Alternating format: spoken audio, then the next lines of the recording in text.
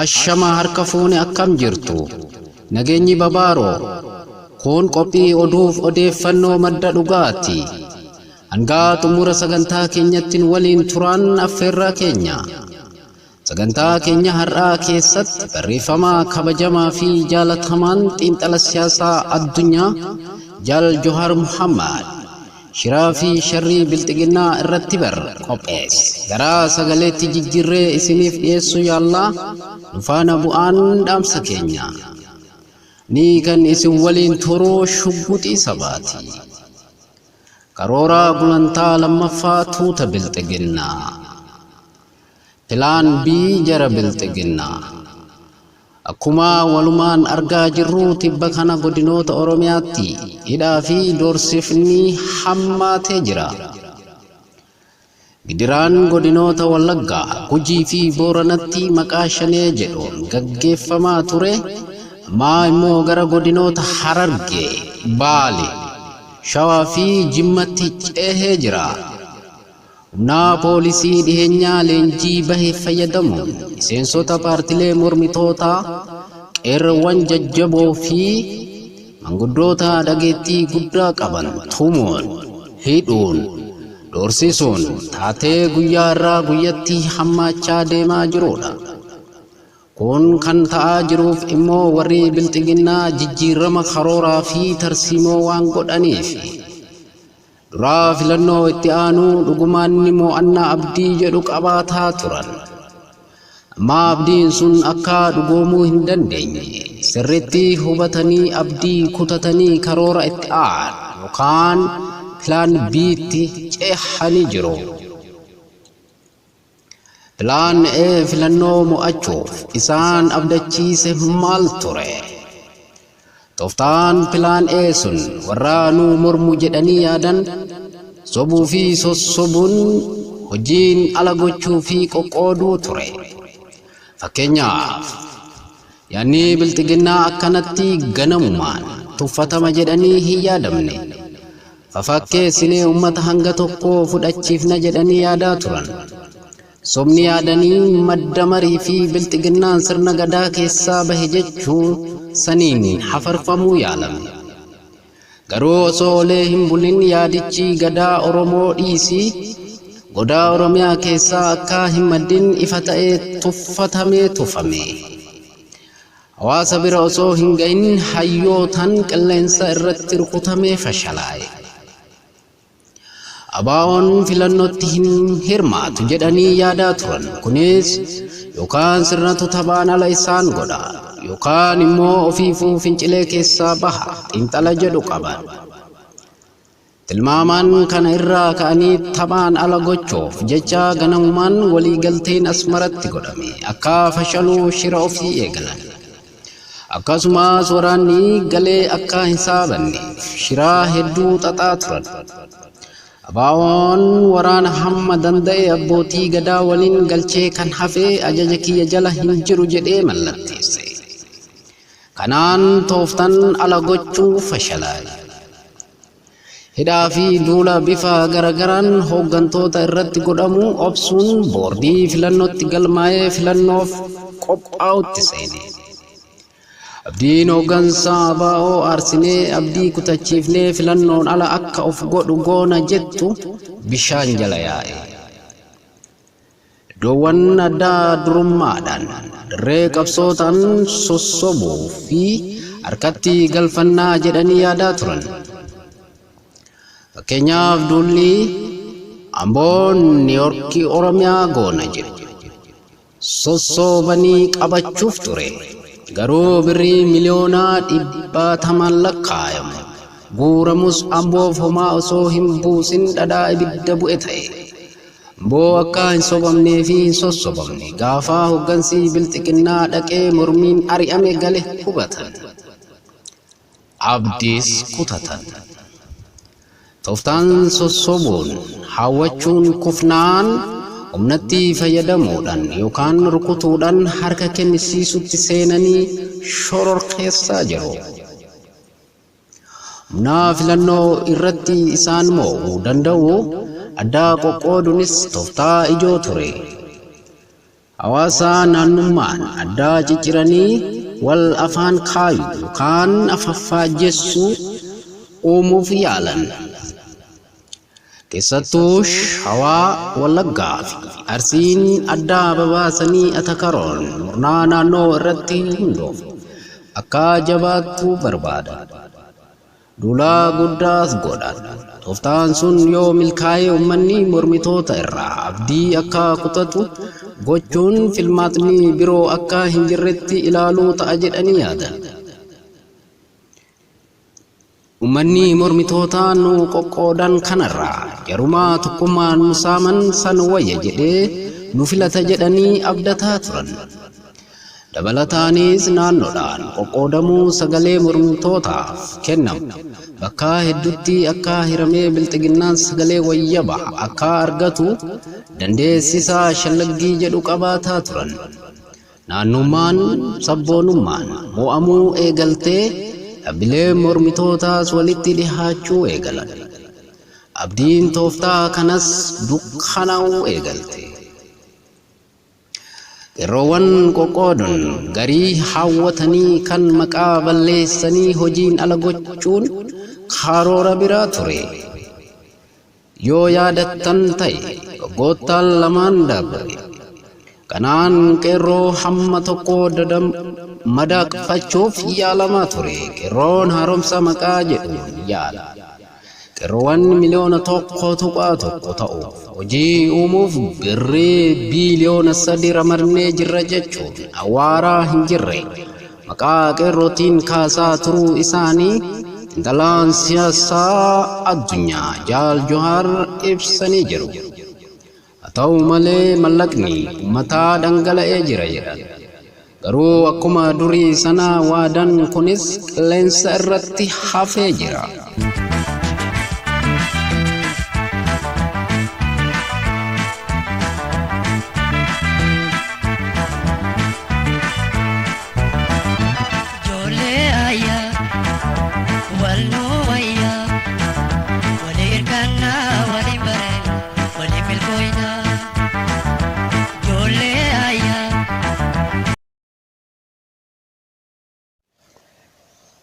Egaa kun kan dhageeffataa jirtan mormortuu biirraa qophii oduuf odeeffannoo madda dhugaati. Akka urjiin Oromoo jaalatamaa fi kabajamaan xiinxala siyaasaa addunyaa Jaal Johaar Muhammad jedhanitti bilxiginnaan hantuuta bishaan gaanii lixe taatee jirti. Gorsaa didaan du'a hin didan jedhamaa miire. Bartuun qabsoo Oromoo qeerroowwan hawwatamuu didan sassaabanii kumaatamaan xollaa geessan. Garuu harka kennisiisuu osoo hin taane qeerroon daran qaramtee yaate. Miidiyaaleen mootummaa fi kan shariikota bilxiginnaatti fayyadamuun duulaa qeerroo xureessuu guddaa gaggeesse. Garuu kanattis hin milkoofne. Karoorri namoota filannoo irratti gara tokko yoo goran dhiibbaa gochuu danda'an jedhanii bituu yookiin takkaa butachuun taphaan ala gochuuf karoorfames hin hojjenne. Daranuu harka ol dachaafannee saabannee gara mormitootaa akka seennu taasise. Walii galatti tooftaaleen armaan olii fi kanneen biroos lafa kaayatanii waan turaniif bara darbee yeroo akkanaa cimina keenyaanis ta'uu baata. Laafina mormitootaan jaalatamnes ta'uu baata. Jaajallifnee amansiifnee ta'uu baatus afaan faajjessinee sagalee wayyabaan ni mo'an jedhanii ofitti amanamummaan deemaa turan. Ammaa sun hin jiru. Keessattuu mormitoonni ganamumaan sochii uummataa gurmeessuu, caasaa diriirsuu, tumsaa ijaarrachuu, qaadhimoota jajjaboo hawwachuu eegaluun uummannis garagalee cinaa hiriiruun hedduu rifachiise. Dulli mormitoonni sadaasaa hanga amajjii godhan hedduu naasise. Dorgomuuf jedhanii hiriirri deeggarsaa muummicha muummee waamamee kan kolfaa ta'e qaanesse. Kanaaf karoorri isaanii inni jalqabaa pilaan A kufuu mirkaneeffatanii Pilaan biitti ceehoof murteessanii itti deemaa jiran.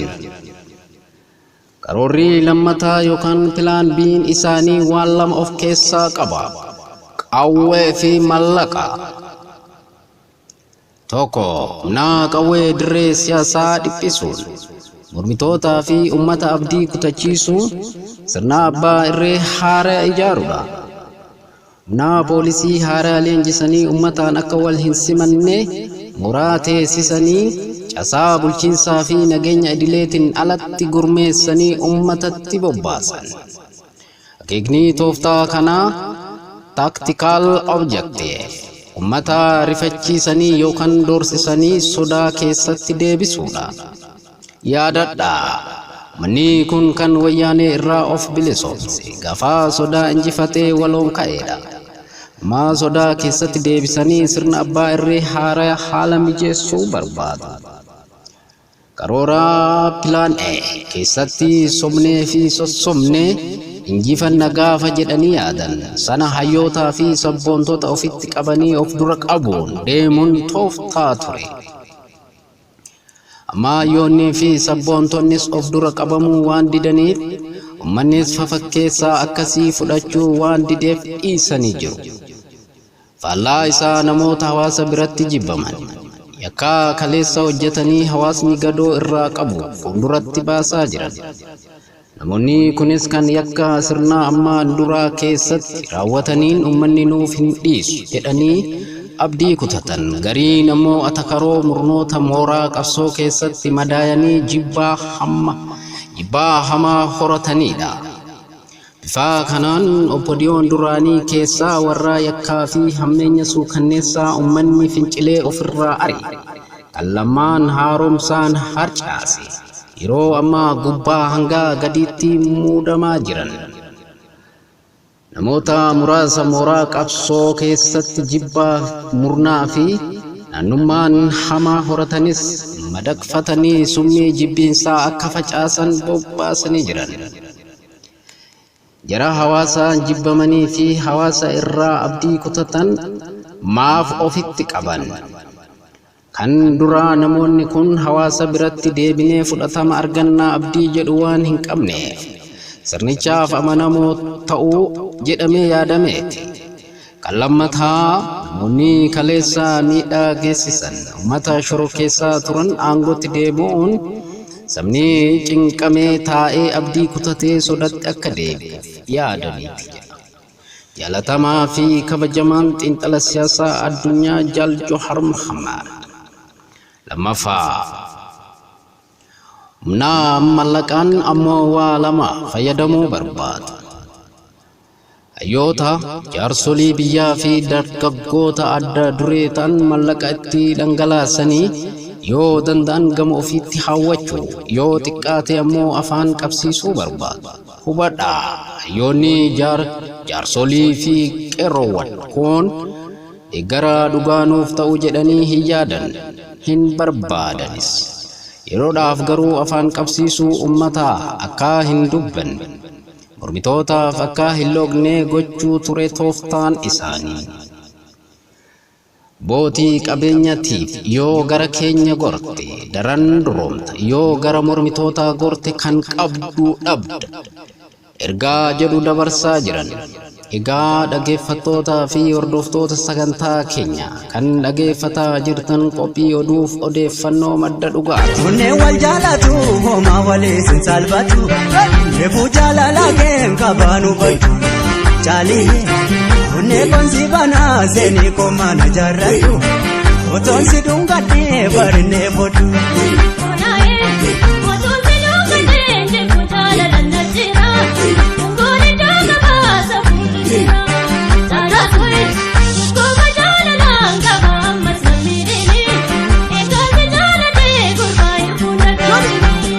Egaasi jaalladhe jaalawaataan dhagaati.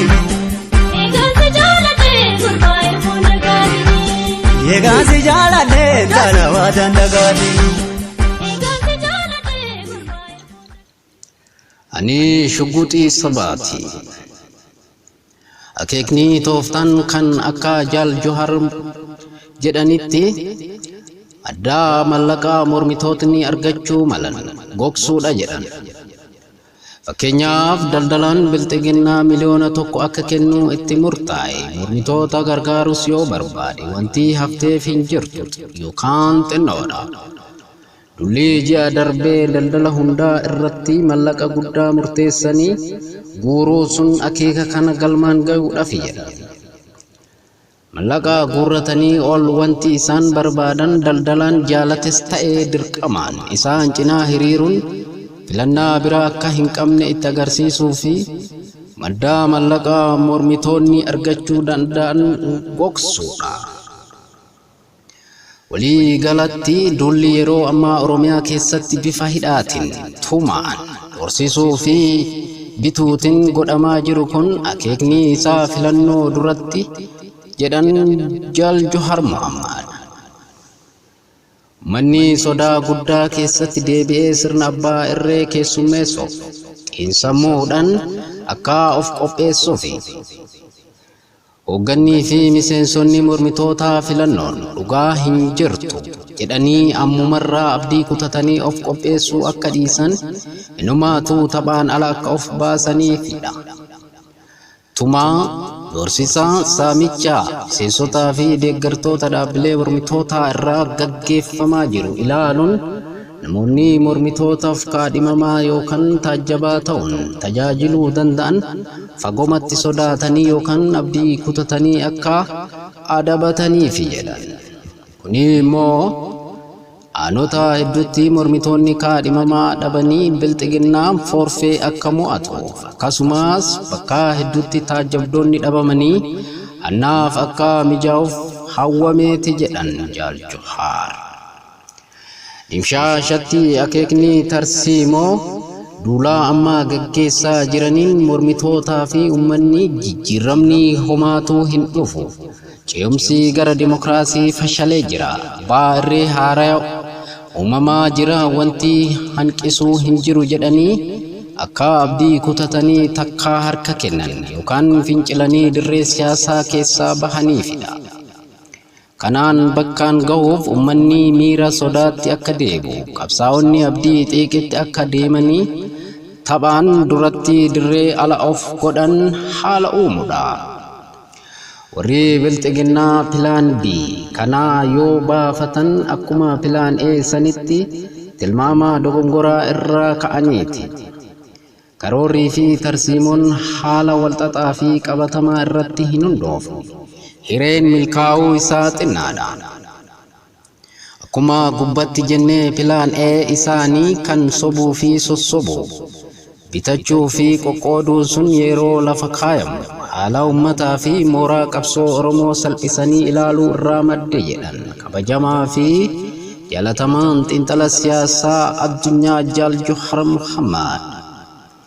Karoora tarsiimaa qopheessuu keessatti waa garmalee salphisanii yaaduun gufuuwwan mudatuun malaniif tilmaama xinnaa kennuudhaaf nama saaxila.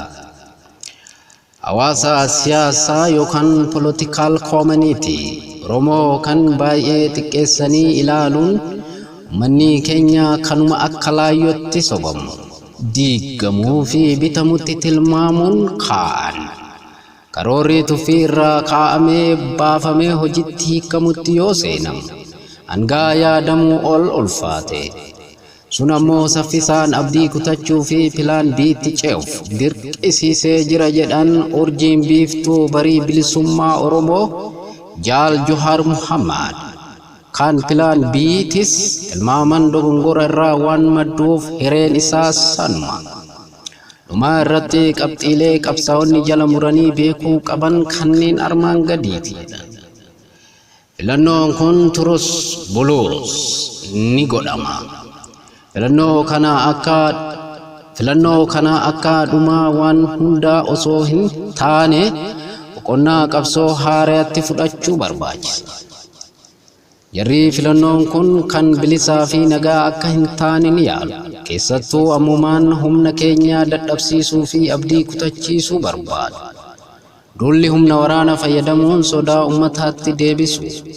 Miseensota keenya hidhuu fi tarii ajjeesuu itti cima. kun hanga sadarkaa hooggansaatti deemuu akka danda'u tilmaamuun of qopheessuu barbaachisa jedhan Daawitiin qabsoo bilisummaa Oromoo Jaal Johaar Muhammad. Tokko tooftaalee isaanii filannichi bilisaa fi kan nagaa akka hin taane gochuuf lafa kaayanii fashalsu. Dawaan ni jira obsaa fi malaan hojiitti hiikuu feesisa. Lammaffaa koronaa fi labsii muddamaatti fayyadamanii humnaan of cimsachaa kan mormitoota laaffisuu barbaadu. Baraa fi furguggee gadi jedhanii dabarfatan.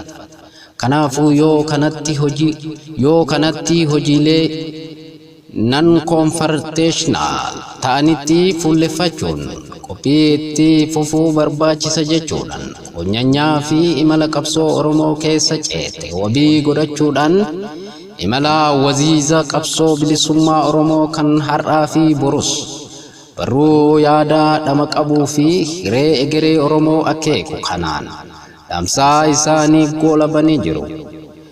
Nikularaa fi misaa'ila qabsoo bilisummaa Oromoo kan ta'e jaalatamaa fi kabajamaa xiinxala siyaasaa addunyaa Jaal Johaar Muhammad barreeffama yaa'aa akka laga mormoo fakkaatu kanaan gantuu baaburri